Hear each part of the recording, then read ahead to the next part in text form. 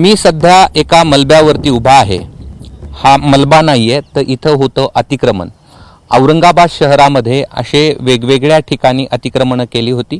मात्र या अतिक्रमण करणाऱ्याचा कर्दनकाळ म्हणून औरंगाबादचे जिल्हाधिकारी सुनील चव्हाण हे नाव समोर येत आहे आणि त्यांनी त्यांच्या कार्यकाळामध्ये गेल्या 1-1.5 वर्षामध्ये 30 एकर जागेवरील अतिक्रमण काढलेलं आहे. यामध्ये भल्या भल्यांचं अतिक्रमण होतं, अनेक देवस्थानच्या नावावरती अतिक्रमण केली होती, वेगवेगळ्या बड्या लोकांनी अतिक्रमण केलं होतं. मात्र ते स्वतः त्या ठिकाणी उभा राहिले आणि कोणाचीही तमा न बाळगता, कुठल्याही भीतीला न डगमगता आलेल्या सगळ्या ज्या त्यांच्या समोरच्या अडचणी आहेत त्याला त्यांनी तोंड दिलं आणि औरंगाबादेतलं जवळपास 30 एकर अतिक्रमण त्यांनी दूर केलं.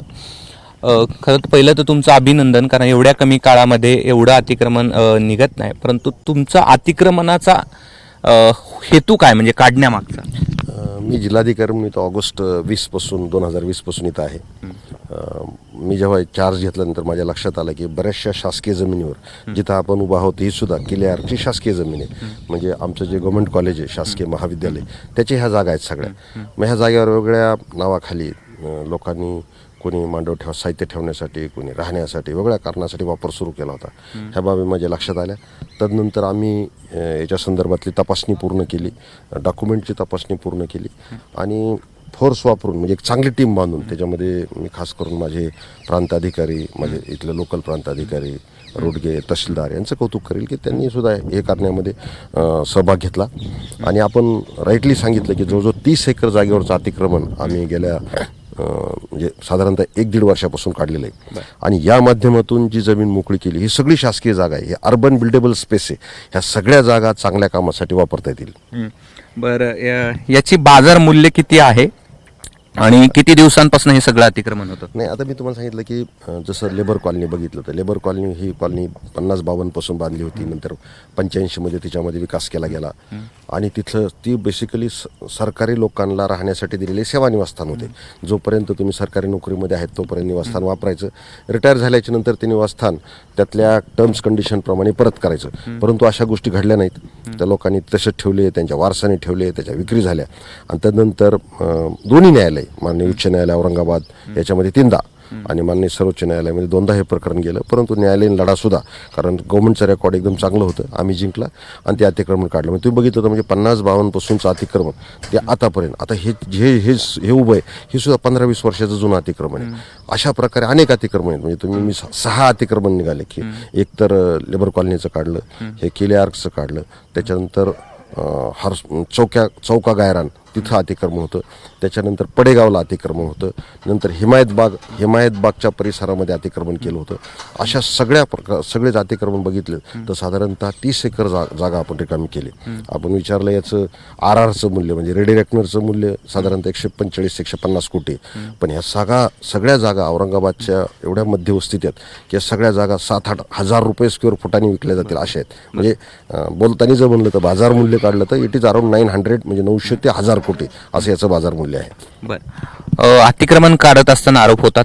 तुम्ही आता जे सांगितलं कलेक्टर ऑफिस समोरची जागा, त्याच्यावरही तुमच्यावरती आरोप झाले की कुण्या एका नेत्यासाठी किंवा कुण्या एका बिल्डरसाठी ही जागा रिकामी केली जाते. आपण बघितलं की कुठलंही अतिक्रमण काढल्याच्या नंतर हे सगळ्या सरकारी जागा आहेत. आता हे सोयर प्रकारचे आरोप आहेत. आजच माननीय मुख्यमंत्री महोदयांनी जी विश्वासनगरची जागा आहे म्हणजे त्याला लेबर कॉलनी म्हणतो आपण, ह्या जागेवर जिल्हाधिकारी कार्यालय, नवीन प्रशासकीय संकुल, तुम्ही बघितलं की भाड्यापोटी दरवर्षी साधारणतः 2 ते 2.5 कोटी आपण भाड्यामध्ये चाललेत विविध शासकीय कार्यालयाला. आणि सगळे शासकीय कार्यालय औरंगाबादच्या सगळ्या भागात पसरलेले आहेत. त्यामुळे नागरिकांना सुद्धा ह्या कार्यालयासाठी त्या भागात त्या कधी सिडकोत जावं लागतं, कधी पडेगावकडे जावं लागतं, कधी हर्सुलकडे जावं लागतं. ह्या सगळ्यांना एकत्र करण्याचा माननीय मुख्यमंत्री महोदय शिंदे साहेबांचा आणि फडणवीस साहेबांचा विचार आहे आणि त्यांनी सपोर्टही केला. आजच्या भाषणामध्ये आपण सकाळी बघितलं मराठवाडा मुक्ती संग्रामच्या भाषणामध्ये त्यांनी याचं सुतवाच्य केलंय आणि नक्कीच ह्या बिल्डिंगच्या बांधकामाला आपण सुरुवात करणार आहोत. तिथल्या काही लोकांसाठी पर्यायी जागा देण्याचा विचार आपण काय करताय का, जे बेघर झाले अशा, म्हणजे खास करून लेबर कॉलनीमध्ये? नाही, आता त्याच्यामध्ये आम्ही त्यांना सांगितलं होतं लोकांना की प्रधानमंत्री आवास योजनेमध्ये सगळे सगळे नागरिक घरं मिळण्यासाठी इलिजिबल आहेत. पात्रता कशी आहे की त्याच्याकडे आधार कार्ड असलं पाहिजे आणि त्याच्याकडं पक्कं घर नसलं पाहिजे औरंगाबादमध्ये, अशी आम्ही त्यांना रिक्वेस्ट केल्या होत्या. त्याच्यामधल्या मला जे कळले आतापर्यंत जवळजवळ 50 ते 40 ते 50 लोकांनी अर्ज भरलेत. नक्की प्रधानमंत्री आवास योजनेमध्ये, कारण मोदी साहेबांचे इन्स्ट्रक्शनच अशा आहेत की ज्याला घर नाही त्याला घर द्या. परंतु माझ्या जे लक्षात आलं, इथं जे लोक होते यांच्या गावात घरही होते आणि घर असून त्यांनी ह्या सरकारी जागा अतिक्रमण काढत असताना अनेक नेते असतील किंवा बडे लोक असतील यांचा एक दबाव साधारणपणे प्रशासनावरती असतो, याला तुम्ही कसं सामोरे गेलात? मी इथल्या सगळ्या लोकप्रतिनिधींचा सन्मान्य खूप आभारी आहे की मी त्यांना ब्रीफ केलं, सगळ्यांना वेगळ्या फोरमवर माहिती दिली हे कसं आहे.